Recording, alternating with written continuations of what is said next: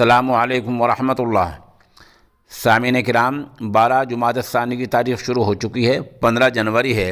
ख़बर का उन्वान है, मुसलमानों के ख़िलाफ़ इश्तियाल अंगेज़ी के इल्ज़ाम में उत्तराखंड पुलिस ने यति नरसिंहानंद गिरी को भी गिरफ़्तार कर लिया है।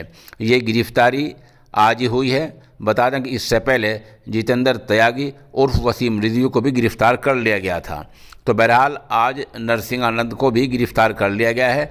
इल्ज़ाम इस पर भी यही है कि मुसलमानों के ख़िलाफ़ साफ साफ तरीके से हथियार उठाने की बात कही थी। ये मामला आलमी सतह पर अमरीकी पार्लियामेंट में उठने जा रहा था, तो मुल्क की इंसानी हकूक़ से वाबस्ता तंजीमों ने वज़ीर-ए-आज़म, सदर जमहूरिया, मुल्क के चीफ जस्टिस को ख़त लिखा था। दबाव पड़ रहा था, तो उस दबाव के चलते आज पुलिस ने यति नरसिंहानंद गिरी को गिरफ़्तार कर लिया है। उधर सुप्रीम कोर्ट ने 3 दिन पहले उत्तराखंड सरकार को नोटिस देकर 10 दिन में इस मामले में जवाब मांग रखा है।